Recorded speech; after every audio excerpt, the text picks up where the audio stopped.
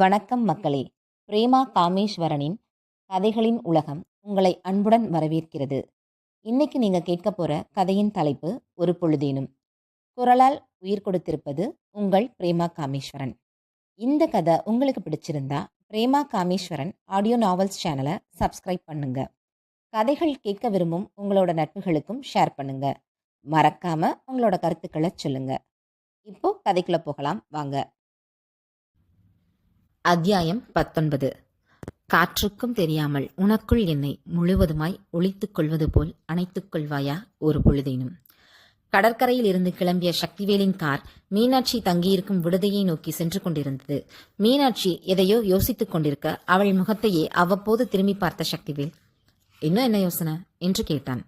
First time வெளியே கூட்டிட்டு வந்திருக்கீங்க, ஒரு வாய் சாப்பாடு வாங்கி கொடுக்கணும்னு உங்களுக்கு தோணுச்சா? மீனாட்சி கேட்க, அது இல்லைன்னு எனக்கும் தெரியும், என்ன யோசிச்சுட்டு இருக்க? சக்திவேல் புன்னகை முகமாகவே கேட்க, எப்படி கண்டுபிடிச்சிங்க? திருவென்று விழித்தபடி மீனாட்சி கேட்க, மொச பிடிக்கிற என்றவன் அந்த வாக்கியத்தை முடிக்கவில்லை. யூ மீன் டாக் மீ என்று எகிரிக்கொண்டு வந்தாள் மீனாட்சி.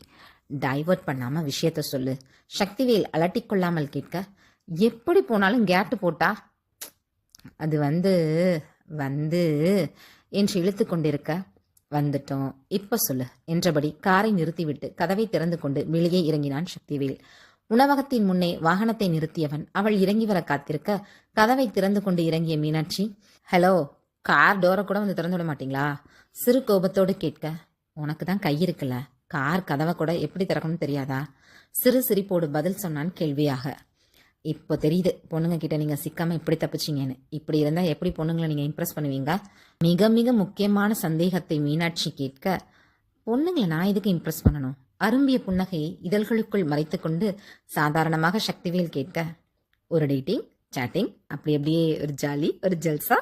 குறும்பாக கண்களை சிமிட்டினாள் மீனாட்சி. அப்படின்னா இப்போ நடந்துட்டு இருக்கிறதுக்கு பேர் என்னவா? புருவத்தை ஏற்றி இறக்கி சக்திவேல் கேட்க, யூ மீன் இப்போ இங்கே நடந்துட்டு இருக்கிறதுக்கு பேர் டேட்டிங்னு டேக் பண்ணுறீங்களா? உணவகத்தின் கதவை நெருங்கியவள் அதை திறக்காமல் சட்டென்று திரும்பி சக்திவேலை பார்க்க, பின்ன இல்லையா வாழ்க்கையோ, இதுக்கு எதுக்கு நான் கார் கதவெல்லாம் திறந்துவிட்டு இம்ப்ரெஸ் பண்ணுறேன்னு ஆகாத போகாத வேலையெல்லாம் பார்க்க?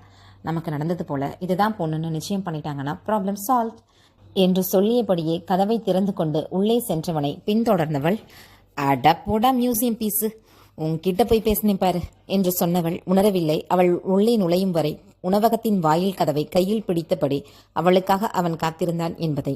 தலையை இருபுறமும் அசைத்து சிரித்தபடி மீனாட்சியை பின்தொடர்ந்தவன், என்ன ஆர்டர் பண்றியோ பண்ணு, எனக்கு ஒரு பிளேட் சேர்த்து கொஞ்சம் லைட்டா என்று விட்டு கைகளை கழுவி வர சென்றுவிட அருகில் நின்றிருந்த உணவகத்தின் பணியாளரிடம் உணவு வகைகளை சொல்லிவிட்டு அவன் வருவதற்காக காத்திருந்தாள்.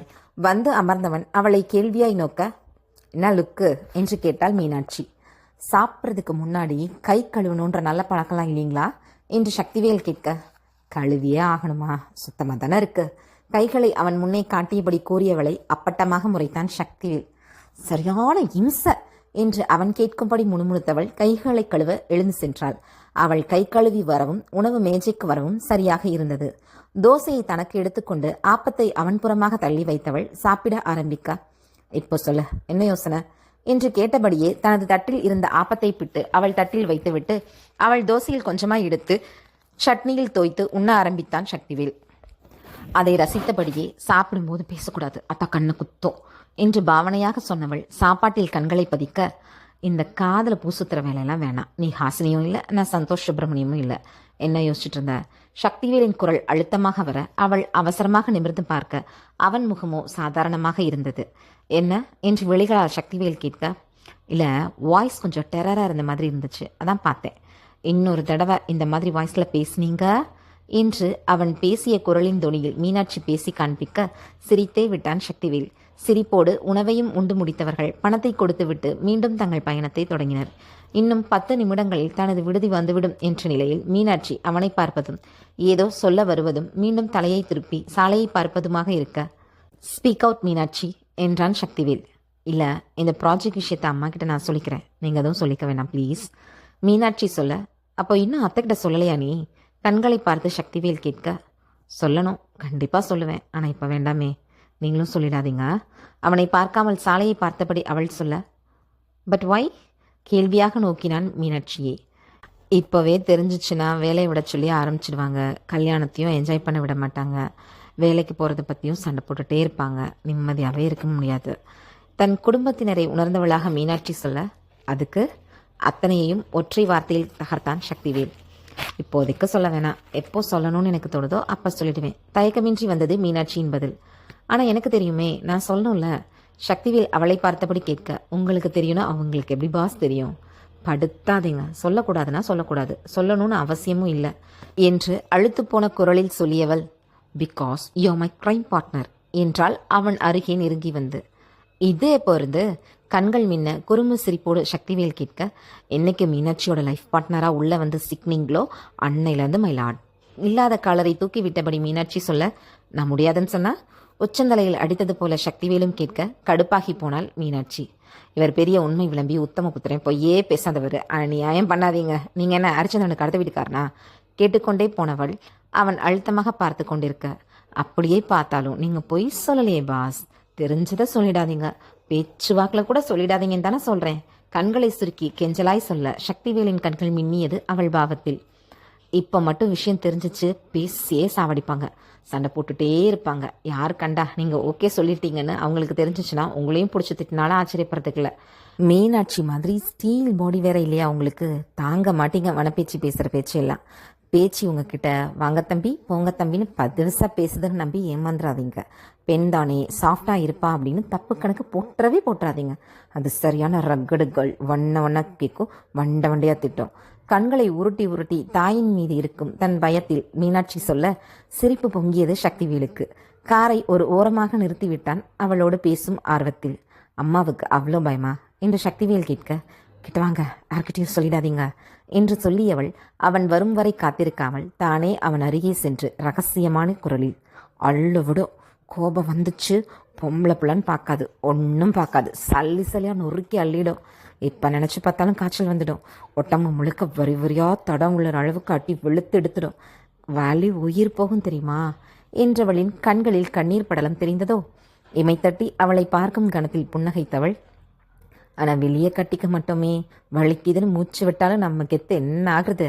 அதை விட கொடுமை என்னன்னா, அடிச்சு போட்டு நம்ம கண்ணிலேருந்து ஒரு சொட்டு கண்ணீர் வந்தால் இன்னும் நாள் அப்போ. ஆனால் அது அழுகும் பாரு, ஒரு அழுக மதுரையை முங்கிடும் என்று சிரித்தவளை நொடியும் தாமதிக்காமல் இறுக மார்போடு இணைத்து கொண்டான். முழுவதுமாய் அவன் மார்புக்குள் ஒண்டிக்கொள்ள முடியாமல் காரின் இருக்கைகளுக்கு இடையே இருந்த இடைவெளி தடுக்க முடிந்த மட்டும் இறுக அவன் அணைத்துக்கொள்ள, அவனை விட வேகமாகவும் அழுத்தமாகவும் மார்புக்குள் ஒன்றிக்கொண்டாள் மீனாட்சி, தன் கண்களில் வழியும் கண்ணீரை அவன் கண்டுவிடாதபடி. சில நிமிட ஆழ்ந்த அமைதிக்கு பிறகு முகத்தை நிமிர்த்தியவள், எனக்கு என்னவோ ரொம்ப எமோஷனலாகிட்டே இருக்கேன், எனக்கே பிடிக்கல, கண்ணெல்லாம் கலங்கினதா சரித்திரமே இல்லை, இன்னைக்கு தொட்டதுக்கு எதுக்கு தான் இப்படி கரைச்சிக்கிட்டு வருதோ தெரியல என்று சொல்லி கொண்டிருக்கும் பொழுதே மீனாட்சியின் அலைபேசி, என் ஃப்ரெண்ட போல யாரு மச்சான். மீனாட்சியும் கர்ணனும் சேர்ந்து கர்ண கொடூரமாக கத்திய சத்தத்தில் அதிர்ந்தது. திடீரென்று கேட்ட அதிர்ச்சியில் சக்திவேலின் மூளை சில நொடிகள் ஸ்தம்பித்துதான் போனது. ஷப்பா, என்ன கொடூரண்டா இது என்று காதில் கை வைத்து தேய்த்தபடி சக்திவேல் கேட்க, அச்சோ, ஃபோன் அட்டன் பண்ணலனாலும் கத்துவான், அட்டன் பண்ணாலும் கத்துவான், மைக்க முழுங்கினவன் சாவடிப்பானே. கைபேசியை கையில் வைத்துக்கொண்டு அவள் விழிக்க, அட்டன் பண்ணு, கால் கட்டாக போகுது சக்திவேல் சொல்ல, இந்த வாய்ஸோடு அவன்கிட்ட நான் பேசினா கண்டுபிடிச்சிருவான். அழைப்பை ஏற்காமல் அப்பொழுதும் பதறினாள் மீனாட்சி. அவ்வளோ டிஃப்ரென்ஸ் இல்லை, பேசு என்றவன் அழைப்பை ஏற்க, உங்கள் தடை என்றபடி கைபேசியை வாங்கி, சொல்ல மச்சான் உற்சாகத்தை வரவழைத்த குரலில் மீனாட்சி பேச, எது கழுத, எங்கே இருக்க? சக்திவேல் உன் கூட தானே இருக்காரு. கர்ணன் கேள்விகளால் அவளை துளைத்தெடுக்க சக்திவேலின் கண்கள் ஒரு நொடி ஆச்சரியத்தில் விரிந்துதான் போனது.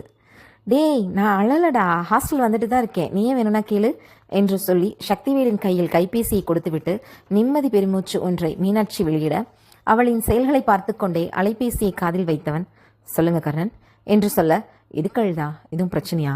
சக்திவேலிடமும் தயக்கமாக என்றாலும் கர்ணன் கேட்க, மென் புன்னகையோடு, என்னால் பிரச்சனை இல்லை, நான் பார்த்துக்கிறேன், இப்போ அவள் ஓகே தான், இன்னும் 5 மினிட்ஸில் ஹாஸ்டல் ரீச் ஆகிடுவா என்று சக்திவேல் சொல்ல, கேட்டுக்கொண்டிருந்த கர்ணன், நான் அப்படி மீன் பண்ணல, அவ்வளோ சீக்கிரமாக வாழமாட்டா, சில விஷயங்கள் தான் அவளை ரொம்ப கஷ்டப்படுத்தும், அதனால தான் கேட்டேன், தப்பா எடுத்துக்காதீங்க, டேக் கேர், குட் நைட் என்று சொல்லி அழைப்பை துண்டிக்க, மென்புன்னகை கொஞ்சமும் குறையாமல் அவளிடம் கைபேசியை கொடுத்தவன், நீயும் கவலைப்படாத, நான் பார்த்துக்கிறேன் என்று கர்ணனுக்கு சொன்ன அதே பதிலையே மீனாட்சிக்கும் சொல்லி அவளை அழைத்துச் சென்றவன் விடுதியின் முன் இறக்கிவிட, நானே சொல்லிக்கிறேன், நீங்கள் இந்த பிக்சரில் இல்லாதது போலவே இருந்துக்கோங்க என்று மீண்டும் சொல்லியவள் அவனை ஆழ்ந்து பார்த்து கண்களுக்குள் நினைத்து கொண்டு, இன்னைக்கு என்னை ஒரு வழி பண்ணிக்கிட்டீங்க, அடுத்து எப்போ என்கிட்ட பேசுவீங்க என்று கேட்டவள் அவன் பதிலை எதிர்பார்க்காமல் பதிலை அறிந்தவளாக, கல்யாணத்துக்கு தானே என்று இத்தனை நாட்களில் அவன் கொடுத்த நினைவுகளில் சிறு ஏக்கம் இழையோட சொல்லியவள் மீண்டும் அவன் பதிலை எதிர்பார்க்காமல், கண்டிப்பாக உங்களுக்கு குட் நைட் சொல்ல மாட்டேன்,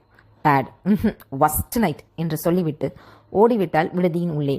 அவள் வாய்மொழியாக கேட்ட அவளது வேதனைகள் எல்லாம் அவனை யோசிக்க வைத்தாலும் தாயிடம் விரைந்து அவள் விஷயத்தை சொல்ல வேண்டும் என்று நினைத்து கொண்டான்.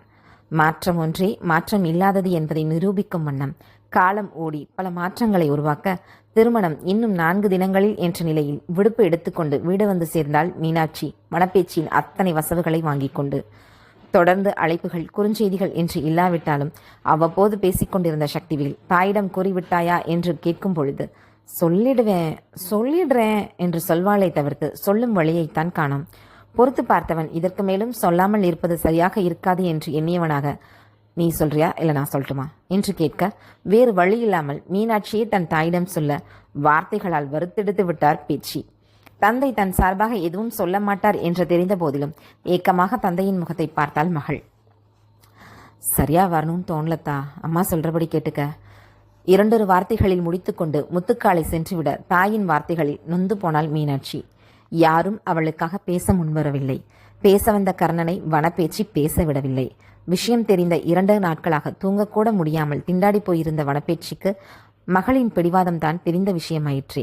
வரும் கோபத்திற்கு விறகு கட்டையை எடுத்து விளாசி விடலாமா என்று கூட இருந்தது அவருக்கு. ஆனால் தலைக்கு மேல் திருமணத்தை வைத்துக்கொண்டு பெண்ணை அடிக்கவும் முடியாதல்லவா, கையை கட்டி போட்டது போல ஆனது அவருக்கு. வனப்பேச்சி அல்லாடி போக, இப்போ என்னத்துக்கு இந்த பாடு வர்றீங்க, இன்னும் 2 நாளில் கல்யாணத்தை பண்ணி அவங்க வீட்டுக்கு அனுப்பிவிட போறீங்க, அவங்களுக்கு சரின்னு பட்டுச்சுன்னா அவங்க செஞ்சுட்டு போகட்டுமே, உங்களுக்கு என்ன வந்துச்சு என்று சுந்தரியும், ஆமாத்த, நம்ம வீட்டு புள்ள வேலைக்கு போகுதுன்னு அவங்களுக்கு நல்லா தெரியும்ல, அவங்க பிள்ளையும் அதே வேலைக்கு தானே போக போகுது, அவங்க அதுக்கு சம்மதம் சொல்லியிருக்காங்களே, அப்படி இருக்கும்போது நம்ம பிள்ளை போகிறதுக்கு சரின்னு தானே சொல்லுவாங்க. ஒரு வாட்டி அவங்ககிட்ட பேசுங்க, அவங்க என்ன பேசுகிறாங்கன்னு கேளுங்க, அதுக்கப்புறம் இங்கே மீனாட்சியை வெட்டலாமா குத்தலாமான்னு யோசிக்கலாம். போங்க போய் அவங்ககிட்ட பேசுங்கத்த என்று அரசியும் வைத்து வாங்கி விட்டனர். மனம் முழுவதும் சந்தோஷம் நிரம்பியிருந்தது மகளுக்காக மருமகள்கள் பேசியதில். வாயில் கை வைத்து மருமகள்கள் இருவரையும் அவர் பார்க்க, எங்களை பார்த்ததும் போதத்த, போங்க போய் உங்க சம்பந்தியம்மா கிட்ட பேசுங்க என்று சொல்லிவிட்டு செல்ல அதை கேட்டுக்கொண்டுதான் மீனாட்சியும் இருந்தாள். அவள் முகத்தில் சிறு கீற்றாய் ஒரு புன்னகை. முதல் நாள் அரசியும் சுந்தரியும் தன்னிடம் வந்து பேசியது நினைவுக்குள் வந்து போனது மீனாட்சிக்கு. நாங்கள் பேசுனது தப்புதியா, படிக்காத தற்குறிங்க, எங்கள் புத்தியாம்படுத்தியா, உன் மேலே பாசமாக இருக்கணும்னு நாங்கள் நினச்சாலும் சுற்றி இருக்கிற எல்லாரும் உன்னை சொல்லியே எங்களை பேசவும் அவங்கக்கிட்ட காட்ட முடியாத கோபத்தை உன் மேலே காட்டிவிட்டோம். அது அப்படியே வளர்ந்து எங்களுக்கு கிடைக்காத எல்லாமே உனக்கு கிடைக்கவும் பொறாமையே வந்துருச்சு என்று அரசி சொல்ல, முதல்ல உனக்கு கல்யாணம் ஆகி கிளம்புனா போதும்னு இருந்துச்சு, அதுக்கப்புறம் நீ கல்யாணம் பண்ணிக்கிட்டு போயிட்டா உன் சம்பாத்தியமும் சேர்ந்து போயிருமேன்னு ஒரு புத்தியும் சொல்லிச்சு என்று சுந்தரி தங்கள் மனதில் நினைத்ததையெல்லாம் உடைத்து சொல்ல, தெரியும் என்பது போலதான் இருந்தது அவர்களுக்கு முன்பே அமர்ந்திருந்த மீனாட்சியின் முகம். ஆனால் இத்தனை தைரியமாக ஒப்புக்கொள்வார்கள் என்பதுதான் அவளுக்கு ஆச்சரியத்தை தந்தது. மௌனமாக இருவரையும் மீனாட்சி பார்த்து கொண்டு இருந்தாள். ஆனால் அதுக்கப்புறம் யோசிக்கும் போது, ஏன் அதுவும் கல்யாணப்பட்டு எடுக்கும்போது நீயும் அந்த அஸ்வதி புள்ளியும் சேர்ந்துருக்கிறத பார்க்க பற்றியே மனசே வெடிச்சிருச்சு. எம்புட்டு கேவலமான யோசனையெல்லாம் வந்திருக்கு, நமக்குள்ளன்னு வளைச்சு போச்சு. இப்படித்தானே எங்கள் கல்யாணத்தை எங்கள் கூட நீ இருந்தா, உன் மேலே பொறாமப்பட்டு தேவையில்லாமல் வஞ்சத்தை வளர்த்து கர்ணனை பற்றி தப்பாக பேசி நினைக்கும் போது ரொம்ப அசிங்கமாக இருக்குது. இந்த வீட்டை விட்டு கல்யாணம் பண்ணி நீ போகும்போது கசந்த மனசோட இந்த வீட்டு பொண்ணு போனால் எங்கள் வம்சம் தலைக்காது, முடிஞ்சா எங்களை மன்னிச்சிடு என்று குனிந்த தலை நிமிராமல் இருவரும் சொல்ல வந்த விஷயங்களை சொல்லிவிட்டு மீனாட்சி முகத்தை ஏறிட்டும் பார்க்காமல் விலகி சென்றனர். உடைந்த கண்ணாடி பாத்திரத்தை எத்தனைதான் முயற்சி செய்து ஒட்ட வைத்தாலும் கீறல்கள் தெரியத்தான் செய்யும். வண்ண கோலங்களை வரைந்தாலும் உடைத்தவர்களுக்கு தெரியத்தானே செய்யும். அங்கே சரி செய்யவே முடியாத உடைந்த பாகம் ஒன்று இருக்கிறது என்று மென்புன்னகையோடு அவர்களை கடந்து விட்டாள் மீனாட்சி. ஒரு நாள் முழுவதும் யோசித்த வனப்பேச்சி மறுநாள் காணலில் புவனாவுக்கு அழைத்து தயக்கமாக விஷயத்தை கூறினார். அவர் குரலில் தெரிந்த பாவங்களிலேயே அவரை கண்டு கொண்டவராக, அஸ்வதி அன்னைக்கே சொன்னாலே ரொம்ப ரொம்ப பெருமையாக இருந்துச்சு. என் வீட்டு 2 பொண்ணுங்களும் சாதிக்க பிறந்திருக்காங்க, ரொம்ப சந்தோஷம் எனக்கு. நமக்கு தான் இந்த மாதிரியெல்லாம் அமையலை, நம்ம பிள்ளைங்களாச்சும் எல்லாத்தையும் அனுபவிக்கட்டுமே. அதுவும் இல்லாமல் இதெல்லாம் ரொம்ப ரொம்ப சகஜம். நம்மள மாதிரி மிடில் கிளாஸ் வீட்டுக்கு தான் பொம்பளை பிள்ளைங்க அவ்வளோ தூரம் போகிறதான்னு மலப்பாக இருக்கும். ஆனால் எத்தனை பொண்ணுங்க தனியாக போயிட்டு வருதுங்க, தைரியமாக உலகத்தை ஃபேஸ் பண்ணுதுங்க. இப்போல்லாம் பொம்பளை பிள்ளைங்க விண்வெளிக்கே போயிட்டு வருதுங்க. நம்ம பிள்ளைங்களும் போயிட்டு வரட்டும், உலகம் முழுக்க சுற்றி வரட்டும், எல்லாத்தையும் பார்க்கட்டும், தெரிஞ்சுக்கட்டும், கற்றுக்கட்டும் என்று சந்தோஷமாக புவனா சொல்ல, கேட்டுக்கொண்டிருந்த பேச்சுக்கு பிரச்சனை தீர்ந்தது என்று நிம்மதி இருந்தாலும் பெண் அவ்வளவு தூரம் செல்வது அவருக்கு உவப்பாக இல்லை. முடிந்த மட்டும் மறுக்கவே நினைத்தார். ஆனால் புவனாவின் வார்த்தைகள் தன் நினைப்பை அவரிடம் சொல்ல விடாமல் தடுக்கவே, உங்களுக்கு சம்மதம்னா சந்தோஷங்க மதினி, ஆனால் மாப்பிள்ளை தம்பிக்கு என்று இழுக்க, அங்கே போனால் போடுறதுக்கு தேவையான ட்ரெஸ்ஸஸ் சில திங்ஸ் எல்லாம் வாங்க அஸ்வதியோட இப்போ தான் கிளம்பி போனாங்க தம்பி என்று சொல்ல, அதற்கு மேல் என்ன பேசுவது என்று தெரியாமல் சம்மதமாக அவரிடம் பேசி வைத்தவர் மனம் முணுமுணுக்கத்தான் செய்தது. இத்தனை வருஷம் சாண்டி மாடு மாதிரி வேலை பார்த்தது பத்தலையா? கல்யாணம் பண்ணி குழந்தை குட்டி பெற்று கொடுத்தனம் பண்ணாமல் இது என்ன ஊராக சுற்றுறது? இதுக்கு இவங்க வீட்டில் சரின்னு வேற மண்டையாட்டுறாங்க, என்னத்தை சொல்ல என்று அவ்வப்போது புலம்பிக் கொண்டும், கல்யாணம் முடிஞ்சிருச்சு, இனி வலிக்கு கொண்டு வந்துடலான்னு நினச்சா அடங்குதா இது? ஊரு மேலே போக போகுதான். எப்போ தாண்டி புள்ள குட்டியெல்லாம் பெற்று உருப்படியாக புருஷன் கூட குடும்பம் நடத்தி வீட்டில் அடங்கி உடங்கி இருப்ப என்று மகளையும் விட்டு வைக்காமல் விளாசி கொண்டும் இருந்தார். திருமணத்திற்கு முன்னான நிமிடங்களை எல்லாம் மனதிற்குள் சேர்த்து வைக்க அவள் ஆசை கொள்ள, ஆனால் நடந்தது அதற்கு அப்படியே எதிராக. வாழ்க்கையில் மீண்டும் நினைத்தே பார்க்கக்கூடாத தினங்கள் என்றால் திருமணத்திற்கு முன்பான 4 நாட்கள்தான் என்று மீனாட்சி சொல்லும் அளவுக்கு இருந்தது வனப்பேச்சியின் செயல்பாடுகள். இதற்காகத்தானே அவள் சொல்லாமல் நாட்களை கடத்தி கொண்டிருந்தது. நீ சொல்றியா இல்ல நான் சொல்லட்டுமா என்று கேட்டு அவள் நாட்களை நரகமாக மாற்றியவனை நிச்சயத்தின் போதுதான் மீண்டும் பார்த்தாள். அவன் அழைத்து பேச முயன்ற போதிலும் அழைப்பை ஏற்காமல் முறுக்கிக் கொண்டு மீனாட்சி சுத்த, குறுஞ்செய்திகளில் எழுத்துக்களாகவும் குரல் வழி செய்திகளில் பாடல்களாகவும் அவளை கொஞ்சம் கொஞ்சமாக ஆக்கிரமித்துக் கொண்டிருந்தான் சக்திவேல். நேரம் ஒதுக்கி இந்த கதையை கேட்ட உங்களுக்கு என்னோட பேரன்புகளும் பெருநன்றிகளும். மீண்டும் அடுத்த அத்தியாயத்தில் சந்திக்கும் வரை உங்களிடமிருந்து விடைபெறுவது உங்கள் பிரேமா காமேஸ்வரன். இந்த கதை உங்களுக்கு பிடிச்சிருந்தா பிரேமா காமேஸ்வரன் ஆடியோ நாவல்ஸை சப்ஸ்கிரைப் பண்ணுங்க. கதைகளை கேட்க விரும்பும் நட்புகளுக்கும் ஷேர் பண்ணுங்க. மறக்காம உங்களோட கமெண்ட் சொல்லுங்க. நன்றி, வணக்கம்.